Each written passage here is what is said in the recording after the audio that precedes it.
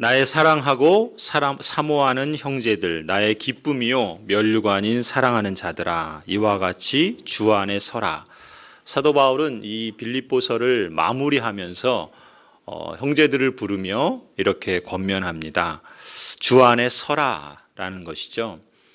주 안에 서라라고 하는 이 권면을 하면서 사도 바울은 특히 이 주 안에 서야 할 이 성도들을 자신이 사랑하고 사모하는 형제들이다. 또 기쁨이고 면류관이고 또한 사랑하는 자들이다. 이렇게 부르고 있습니다. 저도 여러분도 우리가 다 주 안에 설 수 있기를 주님의 이름으로 권면합니다.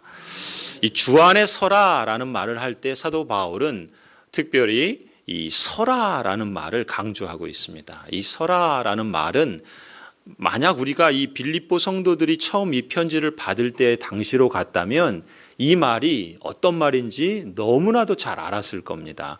이 서라라는 단어는 사실 군사 용어예요. 왜냐하면은 이 군사 용어를 쓰는 이유가 있죠. 앞서도 몇 차례 말씀하신 것처럼 이 빌립보 교회 성도들은 군인들이 많았습니다. 예전에 우리 교회에 군인들이 참 많았다 그래요. 지금도 우리 군인들이 계시잖아요.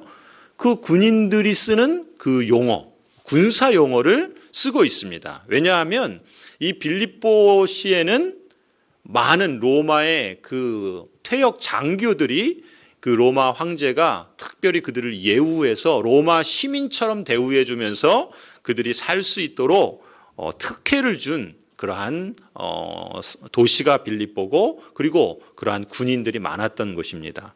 그러니까 이 주 안에 서라라는 말을 서라는 단어를 여러 가지로 말할 수 있지만 특별히 사도 바울은 군사 용어, 그들이 잘 아는 사용하는 용어를 통해서 이렇게 권면하는 것이죠. 그러면은 이 군인들은 이 말이 어떤 의미인지 너무 잘 알았습니다. 이 말이 어떤 단어로 당시에 사용됐냐면 로마 군인들은 자신의 키만큼 큰 방패를 들고 있다 그래요. 그리고 창을 들고 있는데 그 방패를 앞에 딱 세워두고 군인들이 그 횡대로 일렬로 쫙 쓰는 겁니다. 방패를 앞에 두고 방패 맞고 해서 딱 그거를 앞에 막아둔 상태에서 쫙 서는 거예요. 그러니까 적이 공격해오면 어떻게 했습니까? 서로가 방패로 딱 막고 있기 때문에 하나의 벽이 돼버리는 거예요. 그러니까 이것을 깨트리기가 쉽지 않은 거죠. 마치 그런 용어를 쓸 때 서라라는 단어를 썼는데 사도 바울께서는 지금 이렇게 주 안에서 그런 모습으로 굳건히 서라라고 권면하고 있는 것입니다. 왜 이러한 표현을 썼을까?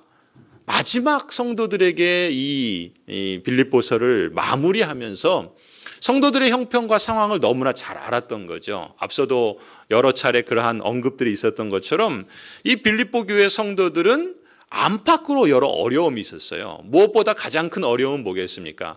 로마 제국 안에서 신앙을 갖고 그리스도인으로 산다는 것은 오늘날과 같지 않습니다. 그 자체만으로도 자신의 신변과 안전의 위협을 받을 수도 있고 또 주변 사람들에게 따돌림을 당할 수 있습니다. 다 로마의 황제를 시저라, 곧 주라 그렇게 부르는데 그리스도인들은 예수님을 주라 부르니까 황제를 숭배하는 이 로마 제국에 의해서 이 그리스도인들은 다른 주를 모시고 있기 때문에 아무래도 배척을 받고 어려움을 당하고 또 그것으로 인한 여러 가지 물리적인 피해나 손해나 여러 가지 어려움들을 받을 수밖에 없었던 것이죠. 이렇게 외부에서 오는 공격과 핍박이 있는 것만이 아니라 또 그리스도인들은 그 자신들조차도 경제적으로 어려운 형편들이 많았던 것 같습니다. 빌립보 교회 성도들은 유독 더 그런 경제적인 가난함과 어려움들이 성도들에게 있었던 것으로 보여요. 그럼에도 불구하고 이 빌립보 교회는 예루살렘 교회가 기근으로 또 어려움으로 겪고 있을 때 누구보다 앞장서서 예루살렘 교회를 도왔던 교회가 이 빌립보 교회거든요. 아무튼 그래도 경제적으로 어려웠던 것은 엄연한 사실이었습니다.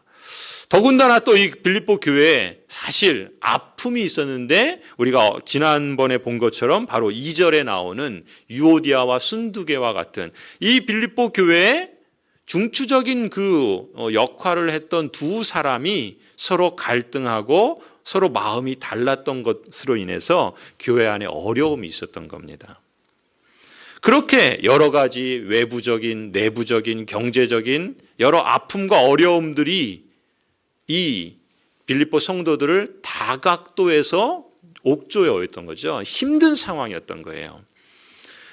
그러니 사도 바울께서는 이 빌립보 교회 성도들, 비록 멀리 떨어져 감옥에 있지만 그 성도들을 사랑하는 마음으로, 또 그들을 기뻐하는 마음으로, 또 그들을 세우고자 하는 마음으로 권면하면서 편지를 쓰는 겁니다. 주 안에서 서십시오. 주 안에서 서라. 그렇게 권면을 하는 것이죠.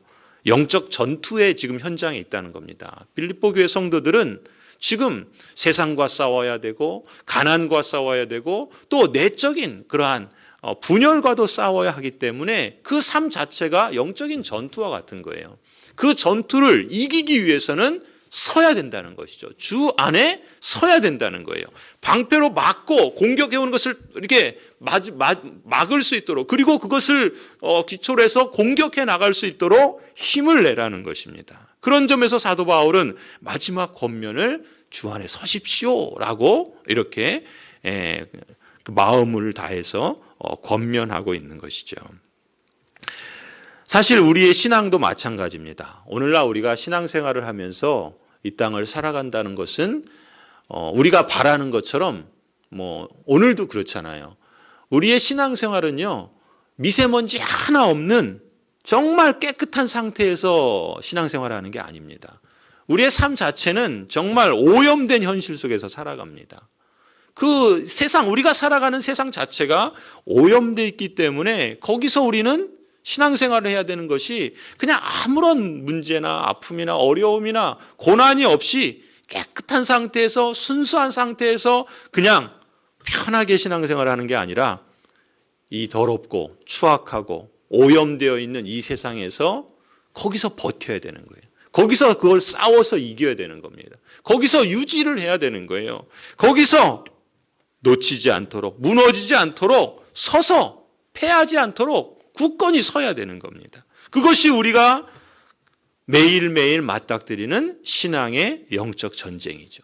우리 역시도 주 안에서 서야지 이길 수 있는 겁니다. 함께 서야 되는 거죠. 주 안에서 서야지 이것이 이 영적인 전쟁을 이겨가는 중요한 그러한 말씀이라는 것이죠. 자, 그렇다면 이제 사도 바울께서는 이렇게 주 안에 서라라고 권면하면서 그럼 어떻게 서야 되는가라는 것을 오늘 그 4장에서는 여러 가지를 말씀하고 있습니다. 그 첫 번째는 보면요, 우리가 이미 살펴보았지만 2절에 보시면 주 안에서 같은 마음을 품으라 이렇게 권면하죠. 같은 마음을 품으라. 같은 마음은 뭐라고 그랬습니까? 어느 한쪽 편에 서는 게 아니다라고 그랬어요. 유오디아 순두개 두 사람이 있는데 이 두 사람이 같은 마음을 품으십시오라고 했을 때는 한쪽의 그 마음으로 향하는 것이 아니라 두 사람 다 자기 편을 선택하는 것이 아니라 자기의 마음을 버리고 그리스도의 마음을 선택하는 것이다. 그런 말씀을 드렸죠. 그러니까 같은 마음을 품으라라고 했을 때 이 같은 마음도 중요하지만요. 그 같은 마음이 어떤 마음이어야 되냐면은 주 안에 있는 마음이라는 겁니다. 그리스도의 마음. 그래서 빌립보서 2장 6절에 뭐라고 그래요? 너희 안에 이 마음을 품으라 곧 그리스도 예수의 마음. 예수의 마음을 품으라는 것이죠. 십자가에서 죽기까지 복종한 그 마음, 하나님이신데 종의 형체를 입으시고 이 땅에 오신 그 마음, 낮아지셔서 낮은 우리를, 천한 우리를 높게 하시기 위해서 가지신 그 마음, 예수 그리스도의 마음, 그 마음을 품으라 라고 말씀합니다. 달리 표현하면 자기를 주장하고 자기를 앞세우는 그런 마음이 아니라 하나님 나라와 교회와 주님의 복음을 위해서 기꺼이 자신을 드리는 마음, 그 마음을 품으라는 것이죠. 우리가 이번 주일날 직분자 선거를 합니다. 직분자를 직분자로 선출되는 사람이나 또 뽑는 성도들이나 우리 모두에게 가장 중요한 마음이 바로 이 마음이지 않을까 싶습니다. 자기 주장이 아니라 하나님의 나라와 교회와 복음을 앞세우는 마음, 그 마음. 우리가 기도할 때 직분자 선출을 앞두고서 우리 직분자들에게 이 마음 주십시오라고 기도해 주시기 바랍니다. 우리도 이 마음을 갖고 함께 하나님 나라를 세워가게 해주시고 우리 교회가 건강하게 세워지도록 하나님 인도해 주십시오. 기도해 주시길 바랍니다. 첫 번째는 주 안에서 같은 마음을 품으라 그랬어요. 두 번째는요, 3절을 한번 보세요. 3절에 뭐라 그럽니까? 너의 동역자를 거기 보면은 3절 그 후반부에 보면 그랬죠. 나의 동역자들을 도우라. 동역자를 도우라라고 말씀하세요. 주 안에 서라라고 하는 것을 구체적으로 어떤 모습으로 표현할 수 있냐면 함께 그리스도의 몸된 교회를 세워가는 동역자들을 도우라는 것입니다. 그것이 주 안에 서는 거라는 거예요. 그러니까 교회의 직분자들이, 교회의 지도자들이, 일꾼들이 오늘 이 빌립보 교회처럼 서로 생각이 달라서 나누어지면 어떻게 됩니까? 그러면 교회가 힘을 잃게 되고 외부에서 오는 공격이 무너지는 것이 아니라 내부에 있는 분열 때문에 스스로 자멸한다는 거죠. 그렇기 때문에 그러한 서로 생각이 다를 때 지금 누구에게 이 말을 하고 있냐면 사실 거기 보면 글레멘드나 뭐 수주고스나 그다음에 이 빌립보 교회 성도들에게 하는 말인데 무슨 얘기입니까?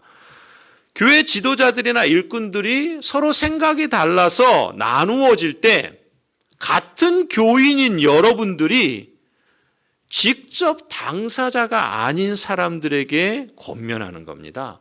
저 여인들을 돕고, 여기서는 누구예요? 유오디아와 순두계죠. 저 여인들을 돕고 동역자들을 도우라. 그렇게 권면하는 겁니다. 그 말은 뭐예요? 어느 한쪽 편을 들라 이런 얘기가 아니에요. 그렇죠? 아니면 에이 나와 상관없으니 지들끼리 싸우고 알아서 하라 그래 내버려둬 이런 마음도 아니에요. 서로가 그리스도의 마음을 갖도록 돕는 거죠.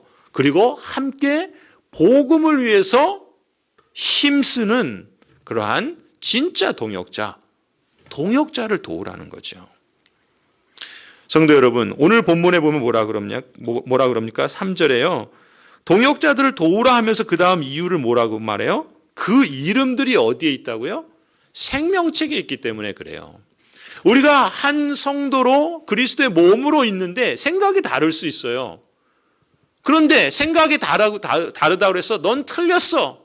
그래서 서로 갈라질 것이 아니라 그 사람이나 이 사람이나 나나 너나 우리 모두가 다 어디에 있다는 거예요? 생명책에 있다는 거예요. 생명책에 있다는 말은 뭡니까? 잠시 보고 말 사람이 아니에요. 그죠? 잠시 보고 말면 뭐 혹시 그럴지 몰라도 무슨 얘기입니까? 우리가 다 하나님 나라의 시민이에요. 영원토록 함께 볼 사람들이에요. 그런데 마치 잠시 보고 끝날 사람처럼 그렇게 하지 말자는 거죠. 서로 도우라는 거예요. 그래서 서로 도우려는 그 마음, 동역자를 돕는 이 마음, 무엇을 기억해야 되냐면 우리가 다 하늘나라 생명책에 기록된 사람이다라는 것을 기억하라는 것이죠. 직분자들이, 우리 모든 성도들이 이런 마음을 가져야 하겠습니다. 그리고 이 마음을 잃지 않아야 돼요. 교회 사역을 하다 보고 또 여러 가지 참여하다 보면은 서로 마음이 다를 때가 있습니다. 생각이 다를 때가 있어요. 그때 우리가 무엇을 기억해야 되는가? 우리가 다 생명책에 있는 사람이다라는 걸 기억할 필요가 있습니다. 그래서 서로가 동역자라는 의식을 갖고 함께 도우려고 하는 그리스도의 이 권면을 우리가 귀담아 듣고 또 마음을 써야 된다. 그렇게 믿습니다. 두 번째는 동역자들을 도우라 했어요. 자, 세 번째는요. 4절을 보세요. 오늘 우리가 함께 읽었던 말씀인데 주 안에서 어떻게 하라고요? 항상 기뻐하라. 주 안에서 항상 기뻐하라. 항상 기뻐하라. 우리 데살로니가에서도 말씀하시죠. 그것이 그리스도 안에서 우리를 향하신 하나님의 뜻이다. 하나님의 명시적인 뜻은 주 안에서 항상 기뻐하는 것이다 라고 말씀하세요. 여러분, 우리가 항상 기뻐하는 것 사실 불가능합니다. 그렇죠? 어떻게 항상 기뻐해요? 우리의 삶이 항상 기뻐할 수 있는 상황만 있는 게 아닌데요. 그런데 항상 기뻐하라고 말씀하세요. 그것은 무엇을 우리에게 의미하는가? 여러분, 예수 그리스도께서도 항상 기뻐하셨습니까? 우셨어요. 눈물을 흘리시고 분노하실 때도 있고 소리치실 때도 있고 화를 내실 때도 있었어요. 무슨 얘기입니까? 항상 기뻐한다는. 그러나 그리스도께서 잃지 않은 그 마음의 실제적인 뭐라 그럴까요? 정서라 그럴까요? 그 마음의 어떤 인격과 성품이랄까요? 성령의 열매랄까요? 그게 뭡니까? 기쁨이죠, 기쁨.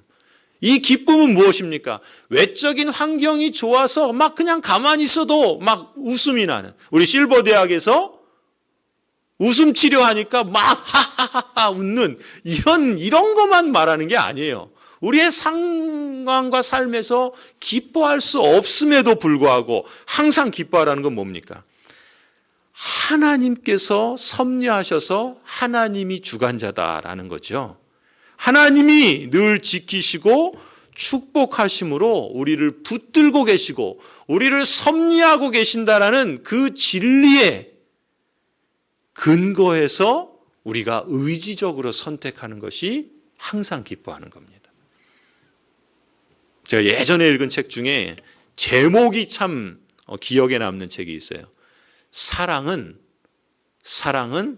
그것은 배워야 할 감정이다라고 말을 해요.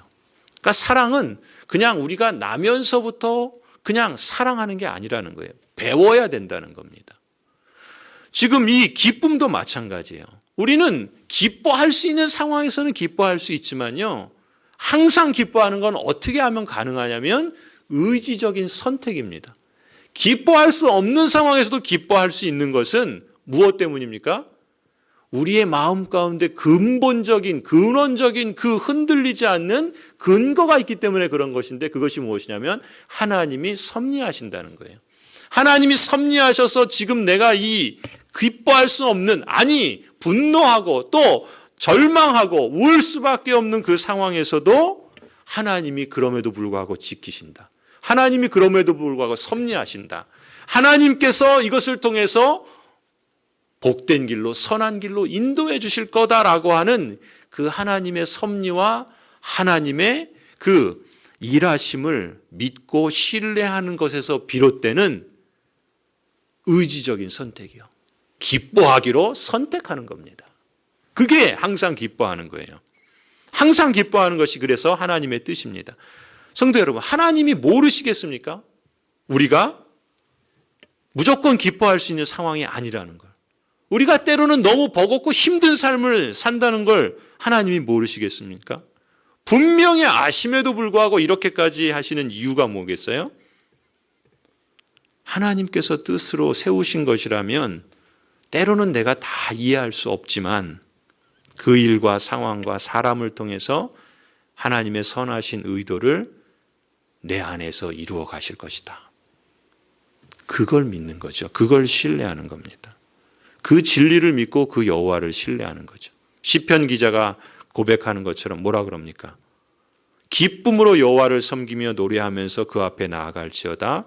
여호와가 우리 하나님이신 줄 너희는 알지어다. 하나님은 나를 지으신 자요. 나는 그의 것이니 그의 백성이요. 그의 기르시는 양이로다. 오늘 우리 육구역 찬양이 뭐였죠? 제목이? 그거예요. 그거. 어떻게 아시고 그걸 찬송을 하셨죠? 하나님은 너를 지키시는 자. 그죠? 그거를 신뢰하기 때문에 내 지금 당장의 상황에서 기뻐할 수 없는데 기뻐하기로 선택하는 겁니다.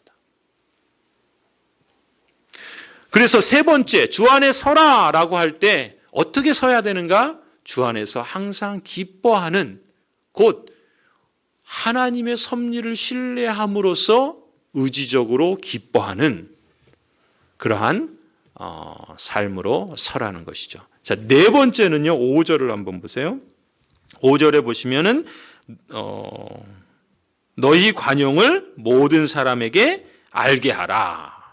주 안에 서라는 구체적인 모습은 너희 관용을 모든 사람에게 알게 하라는 거예요.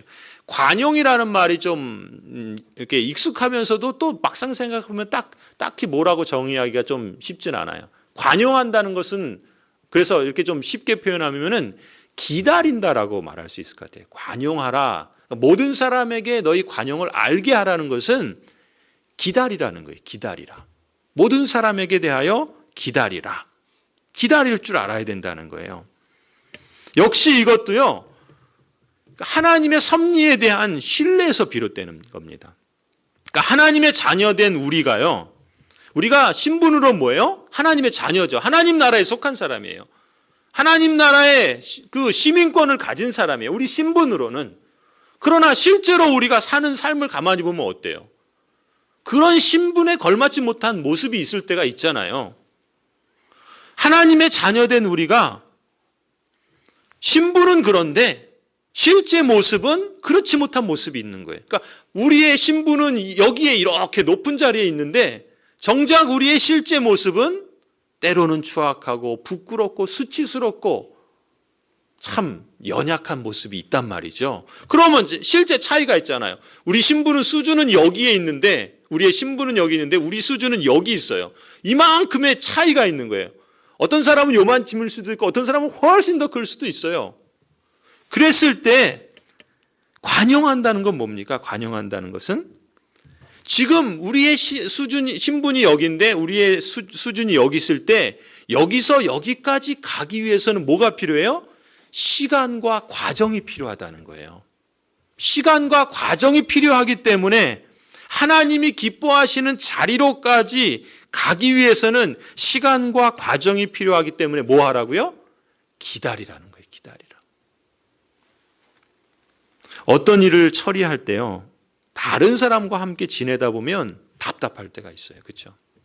또 심지어 일을 그르치는 경우도 있어요. 또 때로는 공동체에 덕이 안 되는 경우들도 있어요. 심지어 공동체에 피해를 주는 경우도 있습니다. 가령 우리 교회 사역을 한번 생각해 보세요. 교회 사역을 하는 그 이유가 세상에 어떤 돈을 번다든지 성공을 한다든지 그것 때문에 교회 사역은 안 하잖아요. 그렇죠? 오히려 내 돈 써가면서 오히려 내 고생과 수고를 들여가면서 교회 사역을 하지 않아요? 우리가 이 교회 사역을 하는 것이 이 세상의 보상 때문에 하는 게 아니에요. 구원의 은혜에서 감격해서 감사해서 하기도 하고 하나님께서 부르신 거룩한 사명이기 때문에 하기도 하고 또 하나님께서 우리에게 주신 뜻이기 때문에 하나님의 뜻이라고 믿기 때문에 그렇게 하기도 하고 되게 뭡니까? 그래서 그 감사든 감격이든 또 은혜에 대한 반응이든 하나님의 뜻이든 사명이든 다 사실은 자원에서 하는 거잖아요. 그렇죠? 그리고 섬김의 차원에서 하는 경우가 많잖아요. 그런데 경우에 따라서는 보면은요, 이런 좋은 뜻에서 자원에서 섬김으로 감사해서 또 기쁨 가운데 은혜를 받아서 사명 때문에 주님의 뜻이기 때문에 이렇게 좋은 뜻에서 시작했는데 때로는 그 사역이 효율적으로 안 되는 경우들이 있어요. 은사나 어떤 실력보다는 어떤 필요나 상황에 의해서 사람을 세우는 경우도 있습니다. 그러다 보면은 그럴 수 있잖아요. 내 마음이 내킬 때는 하는데 사람이 늘 그런 마음은 아니잖아요. 그러다 보면은 소홀히 할 때도 있는 거예요. 또 맡은 책임을 가볍게 여기는 경우도 있는 거예요. 그러면 어떻게 해야 됩니까? 그럴 때 우리에게 필요한 게 뭐냐면 지혜와 분별력이에요. 그리고 또 필요한 것이 뭐예요? 관용이에요. 관용은 뭐라고요? 우리의 신분은 여긴데 우리의 수준은 여기 있기 때문에 이 수준에서 이 신분에까지 가기 위해서는 시간과 과정이 필요한 거예요. 그렇기 때문에 관용을 해야 되는 거예요. 기다려야 되는 거예요. 관용한다는 것은 그런 말이죠. 물론 모든 상황을 무조건 기다려야 된다는 말은 아닙니다. 분별력과 선택이 그래서 필요하다 볼 수 있어요. 그런데 우리가 관용해야 할 때 관용하지 못하는 이유가 뭘까요? 많은 경우 관용해야 돼요. 많은 경우 기다려줘야 돼요.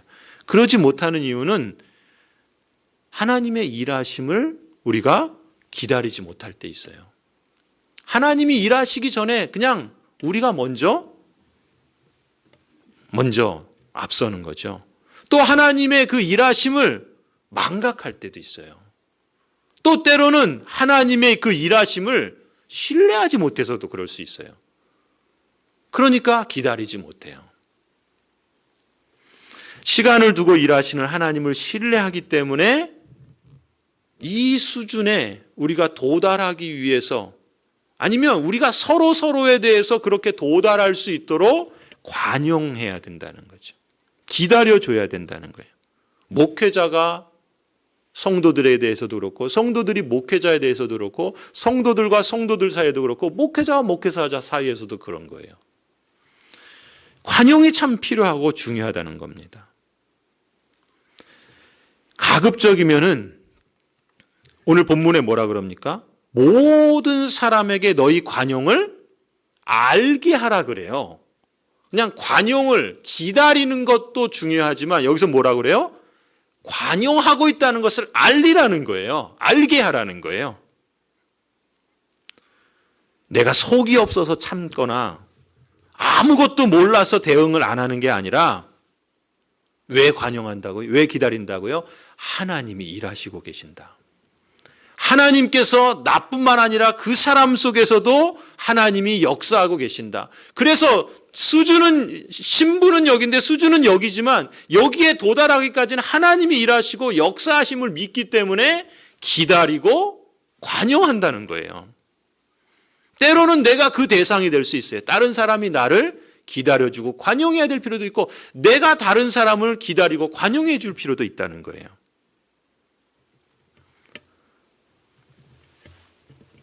그것을 다른 사람도 알게 하는 것도 필요하다는 겁니다. 하나님이 일하시고 그 일하시는 하나님을 신뢰하기 때문에 기다리고 용납한다는 것을 다른 사람도 알게 하라는 것입니다. 그 사람을 세우고 구원하기 위해서 그렇습니다. 그 다음에 여러분 한번 그 5절 보세요. 거기 뭐라고 되어 있죠? 너희 관용을 모든 사람에 알게 하라. 그 다음에 뭐라 그럽니까? 예. 여러분 왜 기다려야 된다고요? 주께서 가까우시기 때문에. 주께서 가깝다는 말은 무슨 말이죠? 심판이 있다는 겁니다. 하나님의 심판이 가깝다라는 거예요. 왜 우리가 관용해야 되고 왜 기다려야 되는가? 하나님의 심판이 선악간에 심판하실 날이 머지 않았기 때문에 그렇습니다. 이 말은 어떤 의미가 있냐면 우리가 심판자로 쓰지 말라는 거예요. 우리가 기다리지 못하는 건 뭡니까? 내가 심판자로 쓰면 못 기다려요. 그죠? 내가 심판자가 설 필요가 없어요. 근데 우리는 답답하니까, 또 내가 맞는 것 같고 상대방은 틀린 것 같으니까 자꾸 심판자로 쓰려고 하는데 주님께서 가까우시다는 거예요. 그 말은 주님께서 선악간에 곧 심판하실 것이라는 거예요. 하나님께 그 심판을 맡기라는 거예요. 그리고 주께서 가깝다는 말은 실제로 주님의 마지막 때가 가깝다라는 것입니다. 그러니까 우리 역시 그 하나님의 심판 앞에 관용하기를 힘써야 된다는 것이죠. 심판은 하나님께 맡기고 우리는 우리 믿음의 길을 가야 한다는 거예요. 그러면 선하신 하나님께서 모든 것을 합당하게 처리하실 겁니다. 그리고 중요한 건 하나님을 신뢰하는 자에게는 하나님께서 복 주신다는 겁니다. 여러분, 그 인생의 제일 되는 목적, 하나님을 영화롭게 하는 것, 한번 우리 입장에서 생각해 보면요, 우리가 가장 원하는 것이 풍성한 삶이고 행복한 삶이잖아요. 그럼 우리가 어떻게 풍성하고 어떻게 행복한 삶을 사는가? 우리를 만드신 창조주의 뜻에 합당하게 살 때, 즉 하나님을 영화롭게 할 때인 겁니다. 그러니까 그 하나님을 영화롭게 하는 것이 우리에게 가장 행복하고 복된 거예요. 그러니까 그 다음에 뭐라 그럽니까? 하나님을 영화롭게 하고 영원토록 그를 즐거워하는 것이 인생의 목적이라 그러잖아요. 우리가 하나님의 부르심을 따라서 봉사를 하고 또 사역을 하고 그러면서 그 과정에서 관용을 하고 기다리는 것은 하나님의 뜻을 따라서 우리가 우리 안에 있는 것들을 이렇게 죽이고 그리스도의 마음처럼 그리고 서로를 세워주기 위해서 기다리면서 하나님의 뜻을 이루어갈 때 그게 우리를 가장 행복하게 한다는 거예요. 그걸 알기 때문에 우리 안에서 자꾸 우리를 이렇게 독려하는 거죠. 나를 추동하는 힘, 나를 움직이게 하는 힘이 뭐냐면 하나님을 기쁘시게 하면 그게 곧 내 기쁨이 된다는 거예요. 그게 내 인생의 가장 복됨을 맛보고 만족할 수 있는 길이라는 거예요. 그러니까 그 길을 찾고서 내가 그러지 못할 때 나를 자꾸 이렇게 부추기고 추스리고 또 그럴 때는 더욱더 그 힘을 내서 그 길을 가려고 하는 거죠. 관용도 그런 거예요. 다른 사람에 대해서 혹 다른 사람이 나에 대해서 관용해야 되는 것은 우리가 공동체 안에서 교회 안에서 서로에 대해서 관용해야 되는 것은 하나님이 선악간에 심판하실 것이고 심판자는 하나님이시고 우리는 우리 믿음의 길을 걸어가면 하나님을 신뢰하는 자에게 하나님이 반드시 복 주신다는 거죠. 관용하는 것. 자, 그 다음에 이제 5번째는요. 6절을 보세요. 6절. 거기 뭐라 그럽니까? 아무것도 염려하지 말고 감사함으로 모든 일을 하나님께 아뢰라. 우리가 자주 기억하고 암송하는 말씀이죠. 염려하지 말라. 그래요. 염려하지 말라. 염려가 사실 우리를 가장 흔드는 게 뭐예요? 염려죠. 작은 염려가 우리를 흔듭니다. 이 포도원을 허는 건 작은 여우처럼 우리를 흔들어 버리는 건요. 어마어마한 큰 사건도 있지만 사실 자그마한 그 염려들이 걱정들이 불안들이 그런 것들이 우리를 그냥 조금씩 무너뜨리는 거예요. 이 염려가 마음에 들어오면 생각과 마음을 흔들어 놓습니다. 그럼 어떻게 돼요? 우리 말이요 부정적이고 비판적이 됩니다. 상대를 이렇게 부정적으로 말하고 비판적으로 말해요. 그리고 말이 그렇게 나오면 어떻게 해요? 행동도 그렇게 공격적으로 나타나기가 쉽습니다. 그럼 염려를 막아야 되는데 염려를 막는 길은 뭡니까? 말로 행동으로 비판하고 공격한다고 염려가 막아집니까? 그렇지 않죠. 그걸 알면서도 그게 또 반복되는 게 사람이고 그런 실수를 범하는 게 이 사람의 몸에 밴 습관이죠. 그래서 뭐라 그럽니까?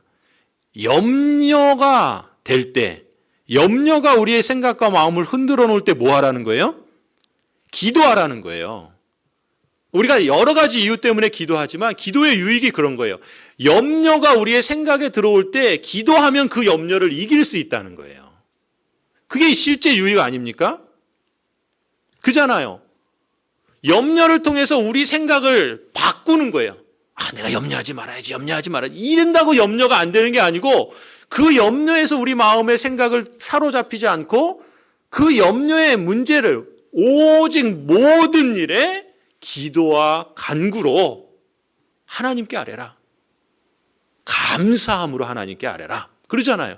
그러니까 그 염려가 생길 때 우리가 그걸 이길 수 있는 방법은 기도하는 거예요.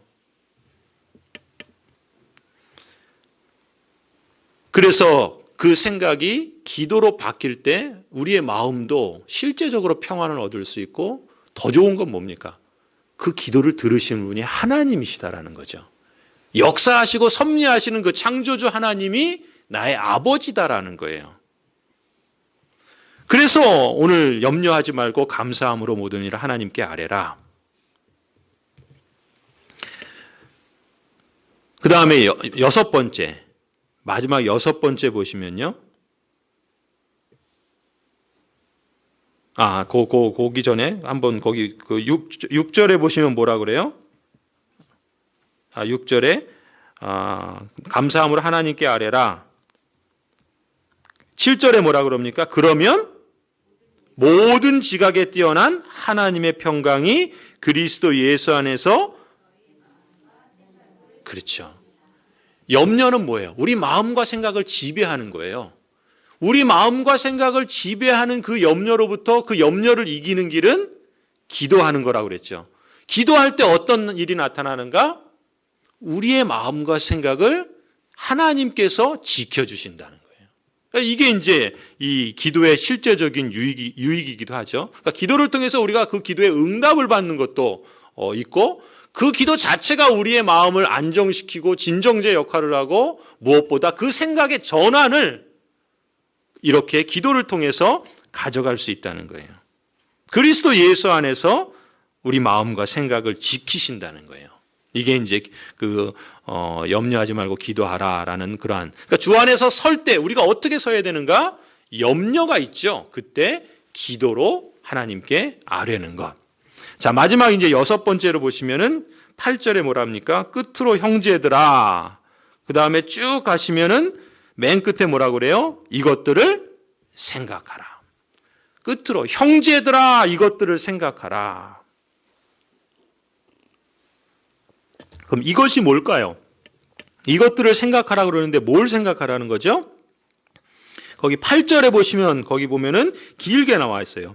무엇에든지 참되며 무엇에든지 경건하며, 이 무엇에든지라는 말에 약간 애매한데 새 번역이 오히려 번역이 좀 난 것 같아요. 이거는 무엇이든지, 이게 더 확실해요. 무엇이든지 참된 것, 무엇이든지 경건한 것, 무엇이든지 의로운 것, 무엇이든지 정결한 것, 무엇이든지 사랑스러운 것, 무엇이든지 칭찬할 만한 것, 이런 것들을 생각하라, 이 말이에요. 뭘 생각해야 된다고요? 그게 뭐가 됐든 참된 것, 의로운 것, 정결한 것, 이런 걸 생각하라는 거예요. 이런 것들을 생각할 때 역시 뭡니까? 이게 구절이 연결되는 부분인데, 너희가 내게 배우고 보고 말이 꼬이죠.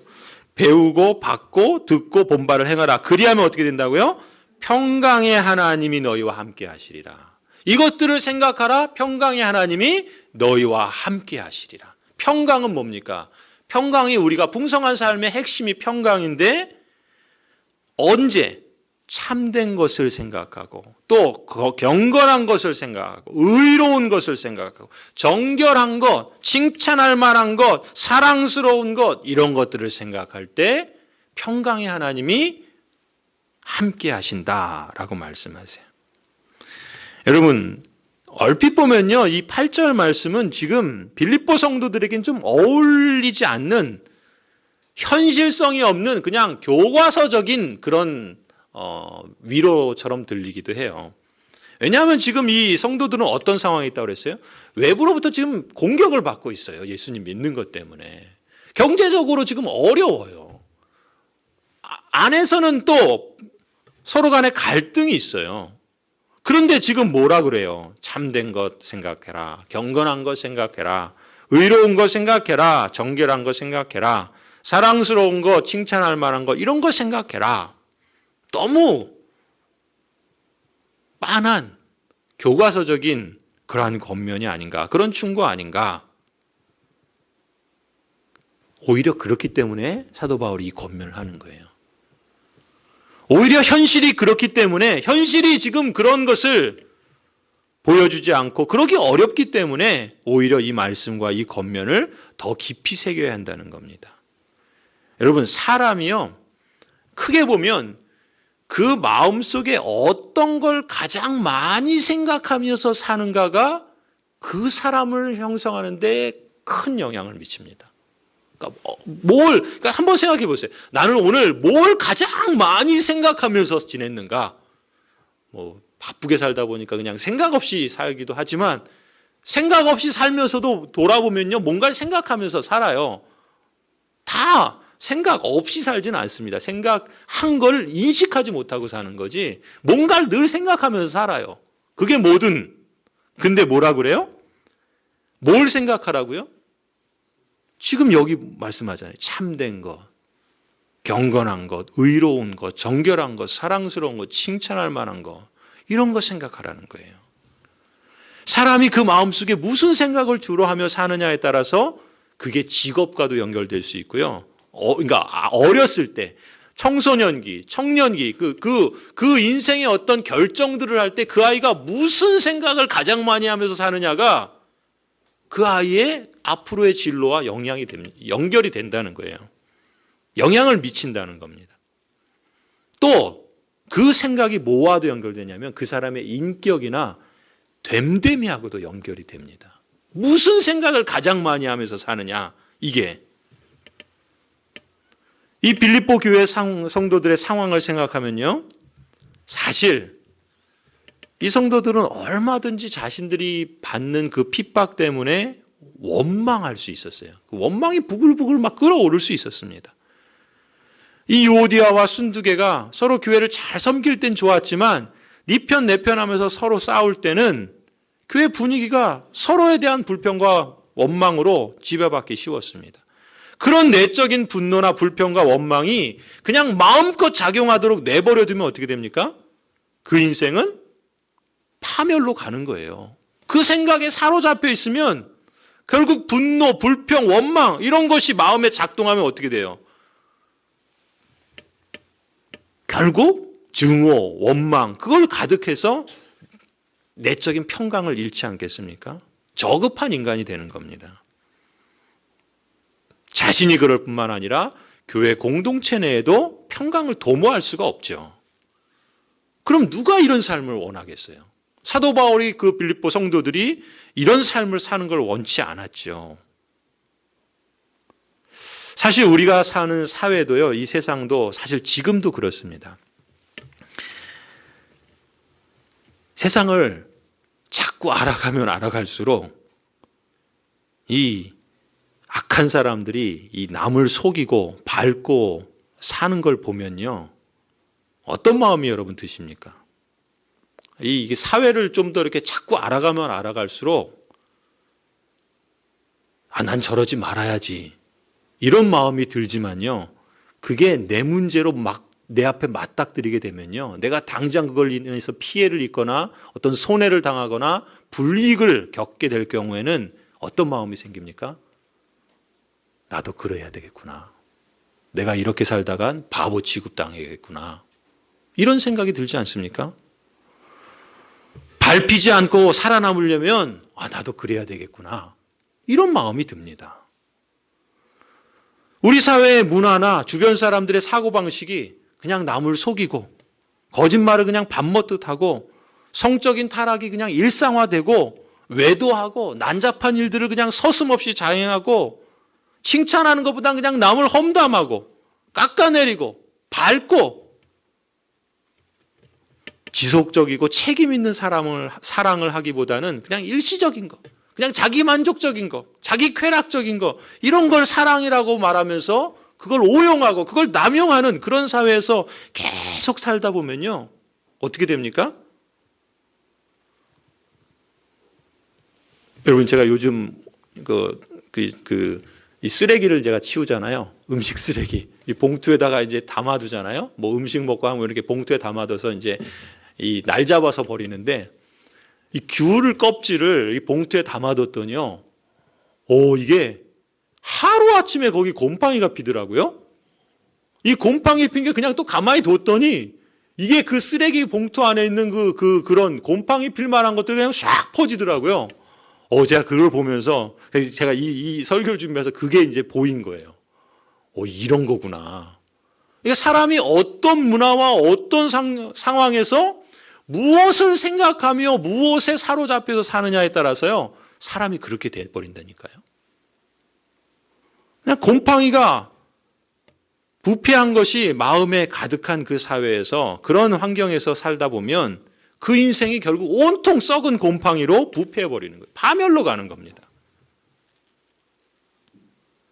오늘 사도 바울께서 지금 이 빌립보 성도들에게 하는 말이 뭡니까? 지금 여기 말하는 건 다 고상한 것들이죠. 정상적인 것들이죠. 바람직한 것들이에요. 고상한 가치, 바람직한 덕목, 이런 것들을 생각하라는 거예요. 이런 생각을 마음에 채우라는 거예요. 사회가 그렇지 않습니다. 우리가 살아가는 이 세상이 그렇지 않아요. 그렇기 때문에 그것에 그냥 그냥 그것이 나를 그냥 이렇게 곰팡이 쓸도록 내버려 두지 말고 우리 생각을 우리가 이런 것들로 생각하라는 거예요. 내가 생각하지 않으면 그냥 다른 생각들이, 세상의 생각들이 나한테 저절로 온다니까요. 그냥 나를 그냥 곰팡이 그렇게 피도록 부패시켜 버리는 거예요. 그러니까 우리가 적극적으로 생각해야 되는 것들을 선택해야 되는 거예요. 이런 것들로. 이 권면은 사실 오늘 우리에게도 절실하다고 저는 봅니다. 영원한 나라를 소망하면서 지금 이 땅에서 그 생명을 앞서 살아가는 하나님 나라의 시민이지 않습니까?